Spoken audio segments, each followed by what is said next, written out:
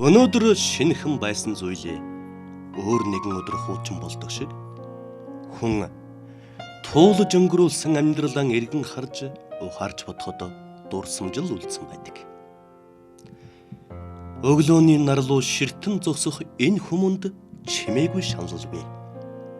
Тэр чухам юу болохыг үзэгч та тун удахгүй олж мэднэ. Намайг Шайдрын Чойдож амс гэдэг би 45 настай Улаанбаатар хотод өрсөн нийслэлийн 18-нд сургуулийн төгсөөд багшинтай сургуулийн биеийн дэврийн ангийг 96 онд төгссөн. Одоо Монголын хөлөөллийн холбоонд олон жил шүүгч хийжсэн. Ихтэй сургуулиудад багш хийсэн. Хамгийн сүүлд их засаг сургуульд одоо багш биеийн дэврийн багш тасалжуулагчаар ажиллаж байгаад одоо нэг бөөрийн өвчтний улмаас ажилласаа гарсан юм хүн байна. Манай аав чинь бас одоо Монголд олон улсын шүүгч байсан, Монголд ганцхан байдیں۔ Тэгээ аавгаа зааланд их ордог байсан. Тэгэл ер нь тэгэл зааланд орж лээвэл одоо хүүхэд насны баяр ёслол шүү дээ. Бидний үед чинь нэг гадаа мандаа тоглолцол гадаа тоглоно өөр одоо тоглох газар аваа. Зааланд чинь бол бөмбөгтэй их сайхан байдаг байхгүй. Тэгээ аавгаа хаана явж чинь тэгэл тэнцэн очил тоглох их дуртай юм л өгдөөс. Тэгэл аавгаа шүүгч хийж байгааг хардаг байсан. Олон түмэн зарлуулад ингээд явахгүй. Тэгэл ер нь бол яг аавынхаа мэрэгчлээд өөрөөгөл ерөөсөө ингээд ийм мэрэгчлээ болох юм байна гэл. Тэгэл энэ 10 жилдээ би нэрний сургуулийг шалгалтанд өгөөд эхний жилдээ тэнцээгүй унаад шалгалтанд байна. Тэгээ шарандаа бүтэн жил бэлтгэл хийдэг байсан. Эндээс өглөө гарчгүйгээл багшин дээр зүртлэхгүйгээ тэнцээний бэлтгэл тэгээд багшин дээр зургууд нэг жил бүр сэргэлж хийсэн. Тэгжээж бүр ажил энэ оюутан гэдэг нэрийг зүүсээс. Өглөө 6 цагт очиж сэвэрлэгээ хичээл дуусна орой 22 цагт заал цэвэрлэдэг. Ингээ өдөр нь бас цэвэрлэгч юм. Бүхийн одоо энэ данжин дарааж бас уулсын харцаг сэрээд рүүгээ чөлөөд бүхий хийж ялгарна. Чөлөөд бүхий зэрэг савнтай усаар ингээ дивж байгаа нөгөө аахгүй. Хүмүүс ингээ сайн нэг хөлс гардаг. Тэгээ тэрийг нэ сайн авахгүй ерөөс болохгүй. Тэгээд бүх байнгын тийм цэвэрлэгч ажилтаа тэгэл хүмүүсийн нүдэнд ичж байгаа мөртлөө тэгэл хийдэг л гэсэн. Одоо яа их вэ өөрөө чи шалгалтанд суун ингээл. Тэгээд шарандаа явсаар байгаа л тэнцээний бэлтгэл хийсээр байгаа л тэгэл оюутан басна. Тэр хэлэх хүүхдээ хийсэн гавьяатай зориг мөрөөдөлдөн хүрэх гэж бусдаас ичилгүй сансантан хүрч чадсан нь нэм бахан хууштай. Одоо түнд өөрөөс нь өөр хүн сөхөж тэр бүр хараад байдгүй диплом, баярын бичиг, уралдаан тэмцээнд баяр эзэж байсан талархлын бичүүд зузаан том номны хэмжээтэй хавцанд хадгалагдаж байна. Хөлс хүч хөдлөмөр зүтгэлэн шингээж авсан он цагийн гэрчлэх эдгээр зүйлээс түүний өнгөрсөн дурсамжийг сэдрэж байлаа. Чадчихэ. Тэр чадж залхуурл гэгчтэй хизээч найзлалгүй зөвхөн ураг шанал тэмүүлэн хөдлөмөрлөж байсан нь илт байна.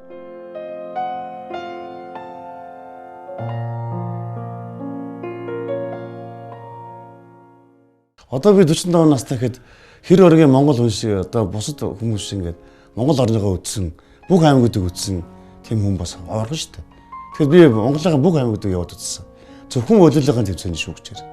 Заримдаа бүр ингээд манай хөлөөллийн холбоонд байдаг. Одоо Батыг бидний одоо манай ерөнхий нэрмжийн дээр Батыг бидний нэг юм карт байдаг. Очсон газар болгонд бид нар дарсад тавьдаг байхгүй. Тэгэхэд ер нь бол таг ингээд бүглөөстэй явчихдаг. Тэрүүгээрээ барахдаг. Тэгээд мөн мэдээж урагшаа хойшоо би урагшаагаа явж исэн хойшоо эрхүүд очиж шүүгч хийжсэн. Нөгөө хилтэй болохоор арай гайгүй. Тэгэл явцдаг. Ер нь бол яг тэгээд хөдөө яваад нэг олно их олон танилттай болдог. Хаанч утсан ерөөсөө тэгэл өө сайн мөн үсэн гэдэг их гой хүлээж авдаг. Мэрэл яг айгүй олны их танил болдог. Өө нэг нэгдүгürt аавын нэр байдаг. Олон улсын шүүгч Монгол ганцхан. Тэгээ би өөрөө бас лигийн одоо шүүгч. Тэгээ энэ утгаараа бас шагналуудын нэлээ олон удаа авсан. Тэр утгаараа бас одоо ингээд Монголд ингээд ийм тэнцэх их гоё үед юм л баян таньд хүмүүс таньдаг тэгэл сайн байна уу ингээд тийм хүн байна гэдэг альва нэг юм асуудал гарахад бол ингээд туслаад өгдөг байхгүй. Тэрүүрээ барахдаг байхгүй. Шүүгч хийснэ гавь. Тэгээд мөн одоо спортын ордонд надаас өөр ингээд шимжив юм болж штэ. Ордонд би тэнцээ эхлүүлэх гээд яг шийдвэрлэх тоглолтыг шүүх гэж зогсоход үзэгч чивч юм болчихдог байхгүй. Яг ингээд бүр алгаад шахаад за эхлэхэндээ гэдэг ингэж. Тэгэхэд тэрийг зөв шүүн гэдэг л хамгийн том мэдрэмж явах хэрэгтэй. Тэр мэдрэмжийг одоо яаваасаа сурсан айхтар тийм мэдрэмж байдаг. Шудраг шүүгч яах гэдэг чинь бас л алдаа мэдээс гаргана. Гэхдээ ганцаараа тийм мундагтай шүүгч биш. Тэр эсрэг хүмүүстэйгээ баг хамт олноор сайн ажиллаж юм шүүгчийн мэргэжлийг эзэмшдэг. Баг хамт олонтойгоо аягүй сайн ажиллах хэрэгтэй. Бие биений нүдээр хараад ойлгох хэрэгтэй. Ингэжээ сайн шүүгч болдог.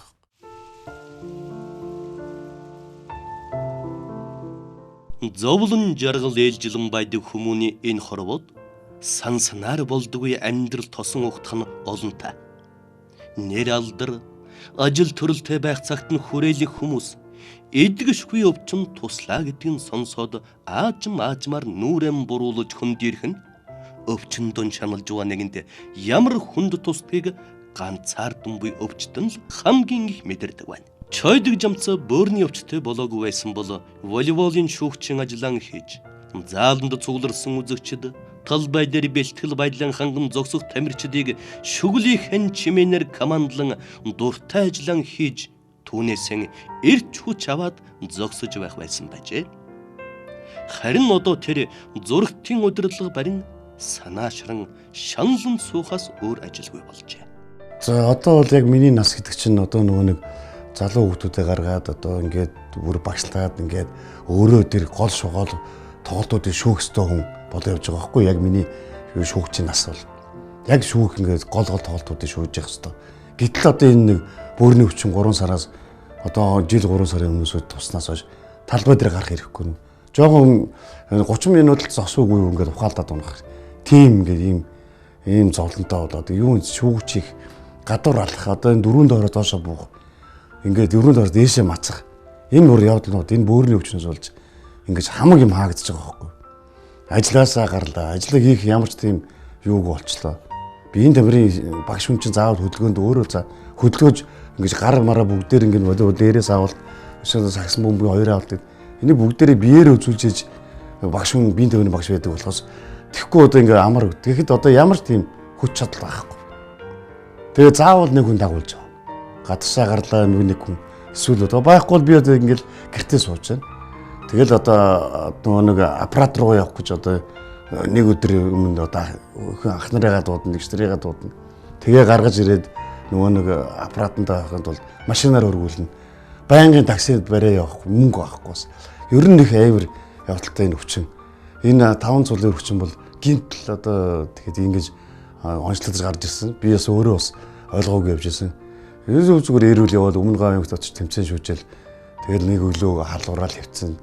Тэгэхэд 1700 1400 гэсэн кредиттэй гарч ирэл. Ингээл бөөрийн өвчин ингээд систем мэддэхгүй бүхэлдээ амьдрал сүрж байгаа байхгүй. Энэ нэг бөөрийн өвчнөөс болж. Би өөрөө дулаагаа услаг старснаас болов үгүй. Өсөрс мөсөөснээс болов үгүй. Зөвхөн хоолойны ангийн.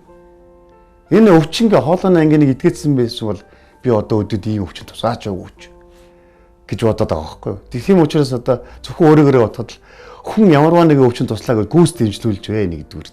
Хоёрдугаар өвчин тусъя гэж биш гол нь тэрийг урьдчилан сэргэж өөртөө анхаарал тавих хэрэгтэй гэдгийг л хатуу хэлмээр байгаа байхгүй. Цааш одоо энэ залуучуудаас ойлгосоо байлаа л гэж хэлсэн. Бүр одоо харамсаач болохгүй. За ямар ч одоо энэ төрд ямар ч одоо улс орон нийгэмд ямар ч тийм юу болчихж байгаа байхгүй. Хэрэггүй юм болоод дуусчих байгаа байхгүй. Тэгэхээр нэг бүрний өвчнөөс болоод ажиллаж болохгүй. Аятайхан гадшаа гараад хүн амьтанд юм зөвлөглөөр 20-30 минут явуулаад тэгээд байхгүй. Бензин тусаал тэгээд эргэл ороод ирэх хэрэгтэй. Ийм л өвчин байдаг юм энэ бөөрийн өвчин гэдэг. Бөөрийн архаг дотоод л тэгээд одоо энэ аппарат гэдэг одоо диализ аппаратаар л амьдэрч байна. Аппарат байхгүй бол тэгээд ер нь бол байхгүй бол гэсэн үг. Тэгээ энэ аппарат чинь бас өөрөө нэг удаа ороход 150,000 төгрөг төлдөг. Ах ихснэр маань байхгүй бол би энэ мөнгийг олж чадахгүй шүү дээ. Хичнээн одоо мөнгөтэй байлгээд мөнгө минь дуусна. 7 3 удаа 450,000 төгрөгөөс орно. Тэгэхэд бодоо энэ тийм мөнгө олох хүн байна уу өнөөдөр? Одоо энэ байшин би засвар хийхтэй байсан байхгүй. Энэ манай энэ барилгад минь хөрх юм олон жил ус ээж аав юм байраа солиод ирчихсэн энд. Тэгээ ер нь бол айгүй дарамт сэтгэл санааны маш том дарамттай явдаг. Ямар ч гэрэлт ирээдүг болгочдөг байхгүй энэ өвчин бол. Тэгэл одоо амьдрал байгаа нэг уяатан нохоо шиг л аппарат диализ аппарат гэр энэ хоёрын хооронд л ингэ явдаг. Тэгээ тэмцээн уралдаанд ингээ очоод сага үүсэх тийм юугүй ингээд өөрийнхөө хийсэн ажлаас ингээд өгнөд явуулахгүй. Ийм л нэг одоо нохоо барианд орцсон юм шиг л ийм л болдго юм байна энэ хүчин туснаар. За энэ үндэсний лиг эхлэхээс өмнө улс одоо Монголын хөлөөлөл холбооны өдөртөх зөвлөл ингэж нэг өдөртөх зөвлөлийн гишүүдтэйгээ хамтарч ийм тоглолт хийсэн байгаа. Одоо энэ дээр одоо Бадан суран захирал байна. Гавьяатай Анжин дорж хөрөн гэдэг байж байна. Одоо ивент гишүүн Сод Монголын Анан Дозор гэдэг энэ хүмүүс манай ерөнхий нэрмжлэр ингээд энэ лиг эхлэхээс өмнө ийм нэг өдөртөх зөвлөлийн гишүүд ингээд тоглолтгий. Энийгээ би өөрөө шүүж байгаа. Энд би өөрөө зогсож байна. Энэ манай хоёр дахь шүүж гам бол тэгээд ийм юм байгаа. За тэгээд энэ бол миний мастер авсан мастерын тэмдэг байна. Би ч улсын аваргаас алттай нэг 2 3 энэ оюутны улсын аварга бас их засаг сургуульд тасгалжуулагч хийгээд одоо манайх оюутны улсын аваргад бас төрүүлж ирсэн. Алт мөнгө аваад их засаг сургуулийн ер нь бол волейболтой холбож өгсөн юм л дээ би. Одоо өөртөө их засаг бол ерөөсөө волейбол гэж ямар ч тийм мэдвэгдэхүүнгүй ийм сургууль байсан анх. Тэгээ би одоо бүтэн жилийн дотор бол энэ сургуулийг ерөөсөө оюутны улсын аваргаас алт мөнгө медаль авсан. Гайхт өгсөн байхгүй манайхаа. Амар юу сургаггүй баг орж ирэл оюутны улсын аваргаар шууд ингээд гарч ирэл хожоо яваад гарч ирэхэд би бэлтгэлийг хийдэг гэсэн л дээ. Одоо манай Монгол Солонгосын тасалжуулж байсан. Тэр надад нэг бөмбөг өгсөн юм байна 50 бөмбөг. Тэр бөмбөгний ачтаа тэгэл би оюутуудаа ерөөсөө өдөрт 7 хоногт 3 удаа бэлтгэл хийхдээ айгүй хатуу бэлтгэл хийдэг гэсэн. Одоо хүртэл манай хүүхдүүд оюутнууд шавнарал хэлтий. Таны бэлтгэл чинь бидэд их юм болчих. Одоо улсын шишээд байж байна. Аран мэрэ гээд янз янзын зөндөө олон хүүхдүүд байж байна. Улсын шишээдээ тоглож байгаа хүүхдүүд. Тэгээд эдрийн минь одоо хөлс сүч ингээд энэ дотор явж идэг. Мөн өсөө би бас өөрөө ширээний теннис тоглодог. Ширээний теннисний бас зэрэгтэй. Ширээний теннисээр бас одоо их тоглодог байсан. Энэ бүх юм одоо ингээд бөөрийн өвчин гэдэг юмнаас л хаагчаад байна. Тус бүрдэн түүх өгүүл хэдгээр медали тэмдгүүд энэ хүрээд тоо нэгсэлгүй таг зогсжээ. Хүсэл мөрөөдлийнхэн төлөө цааш улам эрч хүчтэй зүтгэж хийсэн гавьяаган төрдөн үнэлүүлэх ёстой байсан волейболын лигийн шүүгч дасгалжуулагч нь цаашдын амжилтад харамсалтай бөөрийн өвчин тушаавалжээ. Харам саадаж, халаглаадаж өвчин нэгэнт эдгэхгүй хойно өөрийнх нь тавилан заяандл гомтхос өөр яах вүлээ гэж тэр санаалдан. Мэддэг чаддаг бүхнэн залуу үедэн зааж шавнаран амжилт гаргахын харж баярлах тэр жаргалтай мөчн дахин ирэхгүй болохоор л дотроо чимээгүй шанлан өдрийг өнгөрөөж байна. Манай ах эгч нар чинь бүгдээрээ л энэ одоо бөөр одоо яаж болж игэл одоо солиулах гэсэн л ерөөсөө онц тавигдсан. Тэгээд би чинь нэг гэртээ олоолоо мөртлөө бага нөхгүй юу. Манай ах эгч нар хамаагүй бөөрөө өгчээгээл тэгэхэд одоо ах эгч нарын бөөрийг авалтаа биш. Хүүхдүүдийн бөөрийг авъя гэхэл яг надтай таарс адилхан тийм юу байхгүй ингээд ийм л байдалд ордог. Тэгээд одоо донор гэж байх хэвээр тэр нь донор нь гэхэлэр бөөр таарахгүй бас нэг асуудал байна. За тэр хүн өгөөч тэдэн сая төгрөгөөр үнэлэн тэр бөөрий чинь. Тэгээ ийм бас нэг бүүн асуудал байна л да энэ. Хөгжилтэй оронд янз янз юм яриад байдаг л та. Гахаан бөөр гэж Америкийн нөхцөл улс тавьсан гэсэн. Тэр нь бид сурж сонсч л байгаа болохоос яг мэдсэн харсан юм бол байхгүй л. Ер нь бол тэгээд тоссон бол одоо тэгээд диализ аппарат гэж манай Монголд бол ингээл явж байна. Энэ шингэн бас одоо шингэн дээр нь гарсан гэсэн тийм юм гараал гэсэн. Аль болох манай ах эгч нар чинь тэгэл болж игэл хамгийн сайн тэр ийм байна ийм тэр имжлэгээ хийдэг нь аль сайныг нь л хэрэгжүүлэх гэж үз тардаг. Тэгэл ер нь л их яг хүний гар дээр очдөг юм. Одоо би 45 настай гэж эд миний хийх ажилдаа эд гоё нас واخгүй. Гэтэл тэгэл хүний хараанд оронд чинь үнэхээр юу хэцүү нэр. Дургу үжир байр өөртөө гондмоор хандал. Яа ихтэй нэрээ. Хэлж болохгүй л. Энэ өвчин бол нэрээ ихтэй нэрээ хүнийг бол нэрээ асар муухай өөрчлөлт. Одоо гадуур явахад би одоо ингээл хэр ордог их тос төрөхдөг байхгүй юу? Одоо цайруулдаг би өөртөө ачаад байгаа юм л да би. Гэтэл ингээл хав хар болцсон гар. Ингээд материал шиг юм ярьстай. Энэ зөвхөн өвчнөөс болж байгаа. Одоо энэ тэгэнгүүтээ би чинь бассейн сэлдэг хүн байсан. Бассейнээр би өөрөө сэлдэг байсан. Туулын ирэг дээр би өссөн хөлт. Усан дорой одоо ингээд юу ч юм 90 цагаар. Ийм хүн ч одоо би яаж ингэж усан дорох вэ гэж гадсаа гарах уу. Энэ гоосоо ганц айгүй нөлөөлдөг ийм хогийн өвчин байдаг. Ингээ ийм 90 цагаар биетэй ингээд гар мар ингээ ерөөсөө юм багхгүй. Хөл мөл одоо ерөөсөө сооттой усанд эмчнэр угаал гэдэг. Мөнхийн одоо тэр сооттой усанд орно. Тэгэл ерөөсөө ингээд сооттой усанд ороод яхад цэврүүтэл ингээд цав цагаан болол бүр ингээд завраал эхэлдэг гэсэн. Тэгэл ингээд би ч одоо их нүүрэндээ харчаад ингээд цав цагаан ингээд байдаг юм залууч одоо хаваар нэг аригч юм шиг харагддаг. Бид нар ерөөсөө хүмүүс ерөөсөө ойлгохгүй тэрийг. Энэ одоо эзэн ийм хаваар болж байгаа. Энэ архинд орсон юм. Дандаа хүмүүс яг тийм буруугаар ойлгодог энэ талаас. Тэгээ гадшаа гарах юм явах тийм урамч байхгүй. Анти хүнтэй уулзъя. Одоо ингээ үнэхээр одоо найз нөхд байхгүй болж байгаа байхгүй. Сүүл рүүгөө ингээ одоо энэ өвөлч аригчин болцсон баг. Тэгж л ойлгож байгаа юм. Хатан үйлгээд. Энэ зарим нэг нь бол яг нааш бүр өвчтөд бүрээс өвчнөөс болоод ингэж харалт ингээ ойлгоод байгаа юм. Тэгтэл ерөөсө хуучин шиг ингээ ярьдаг хүмүүсүүд нь байхгүй чи айж бүр ингээ алга болж байгаа байхгүй. Үнэхээр бол найз төгөж холддог юм байна. Тэгэл ерөөсөө найз нөхөд одоо нөгөө энэ надаас мөнгө нэг ч өгсөн бодол авдаг юм шиг ба. Байнгын нөгөө нэг 150 мянган төгрөгөөр 7-д 3-д ордог. Энэ надаас мөнгө нэг ч юм зүйлдэ антун овц сааж авах байл тийм байна. Ерөөсөө нэгнээс таслаачдаг юм өвч юм бол. Стогийн хэлэх өвч болд. Би 6 ихч 3 ахтай. Манай 11 хүлээ. Тэгээ би айлын 10 дахь нь нэг дүүтэй. Машин барьж хүртэл болохгүй шүү дээ. Түр машин барихлаар ээж хийж чадахгүй гэл ингэж чинь яг бүр хүний тоонос ингэ гарчихсан. Хөнгөл бол ерөөсөө хүн юу биш. Гадшаа гарах ямар тийм юу бол. Тэгээд энэ гэр дотроо ингээл байж гэн. Аппарат гарвал маа ахны одоо ингээл утахгүй ирж аавна. Тэгэл явна. Гадаа төшүүлвэл тэгэл явна. Ийм л юм болдгийм байх энэ бөөрийн өвчин гэдэг чинь. Одоо ингээд хүн харахад одоо эрүүл юм шиг явна.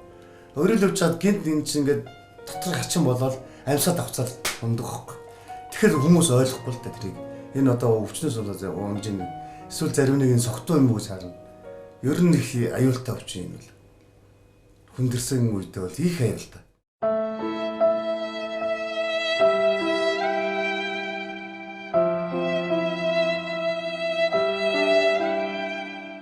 Энэ эрхэм бол бөөрийн өвчнөр шаналж байгаа хөгшин залуу бүгдийнх нь төлөөлөл.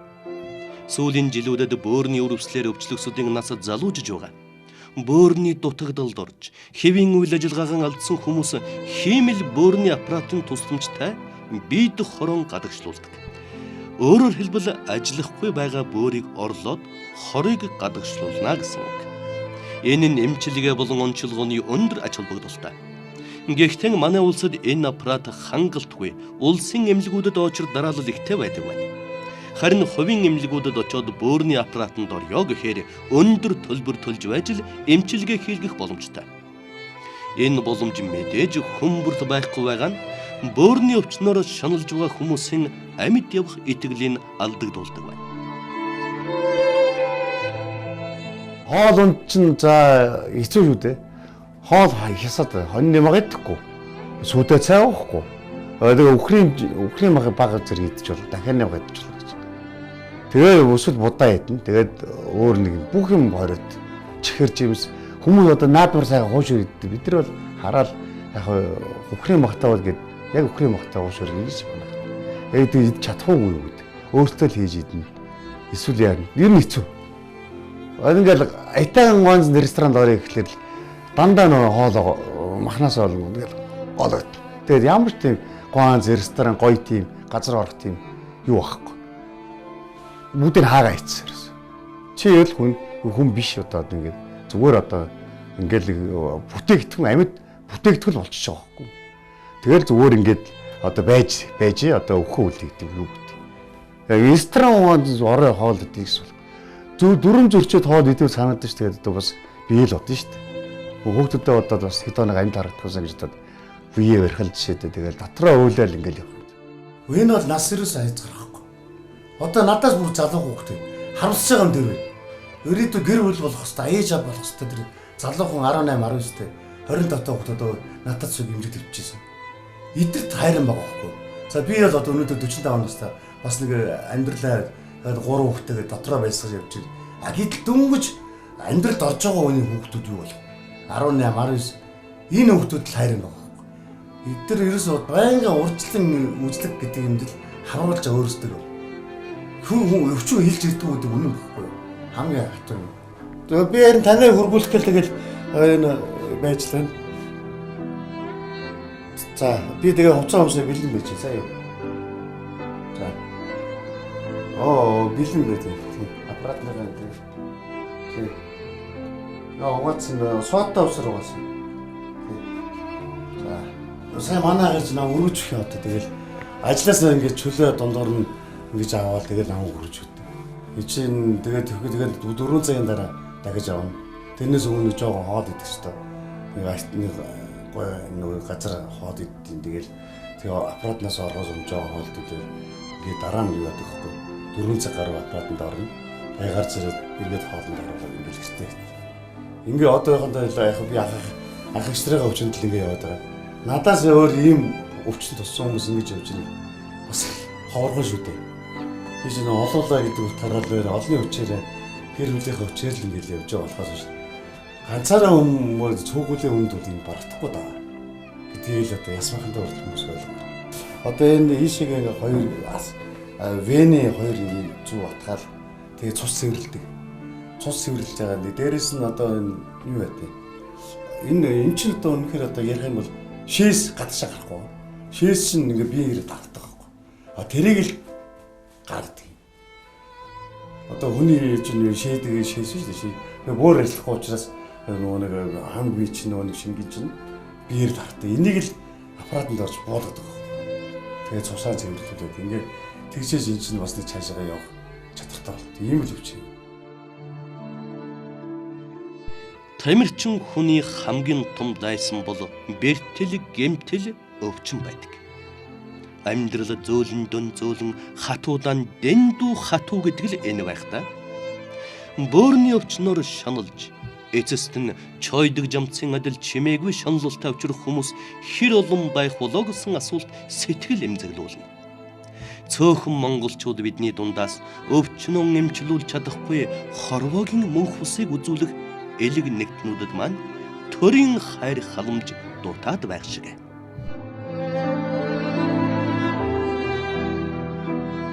Ой, за тэр зардлаар хэлж ярахгүй. Одоо энэ дотор ингээд гаргасан зардлын шинжилгээнүүдийн бичгнүүд тэгээд ингээ байж. Одоо ингээд л чинь шүү дээ. Одоо ингээд ийм дүүрэн шинжилгээ болгоом үнэтэй. Тэгээ нэг шинжилгээ гэхэд л одоо хамгийн бага нь 20,000.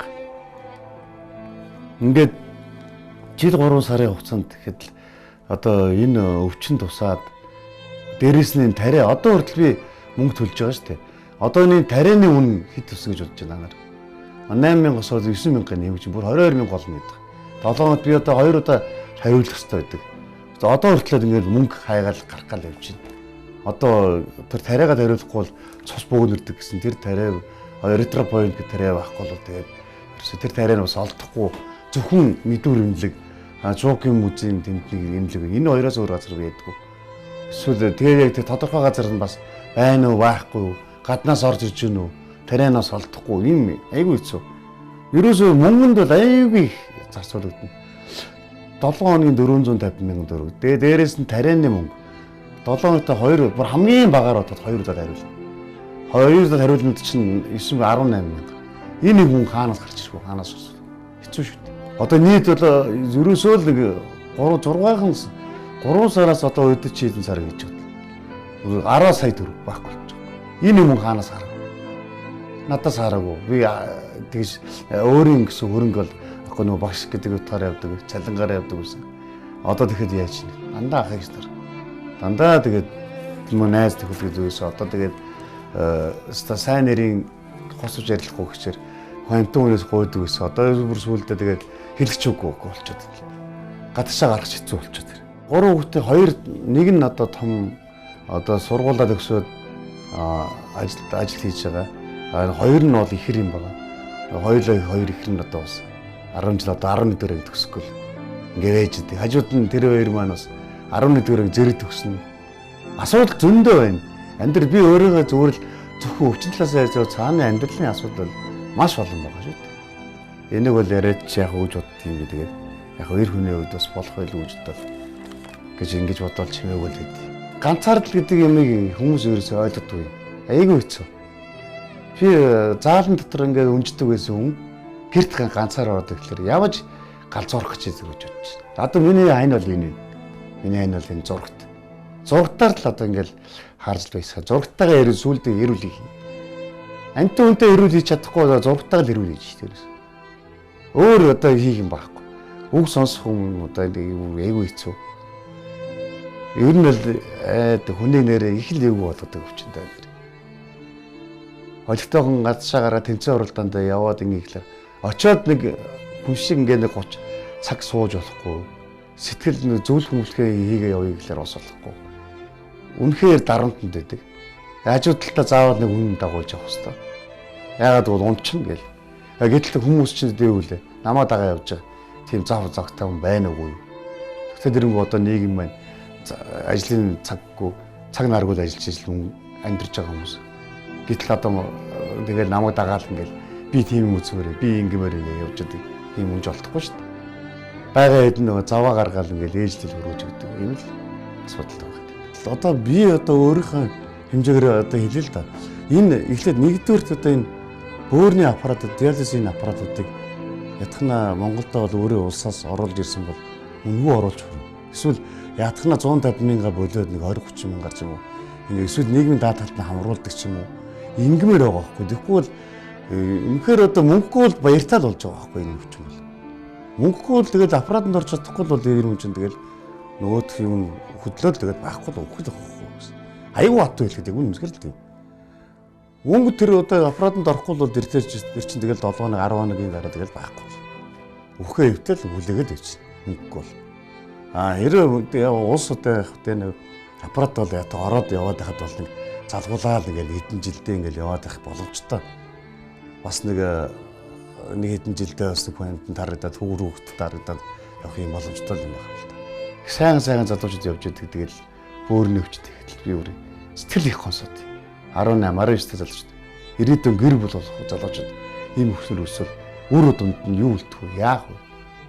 Монгол улс хөгжих ёстой эрүүл мэндээрээ л айхтар хөгжих болохгүй гэдгийг ойлгомоор.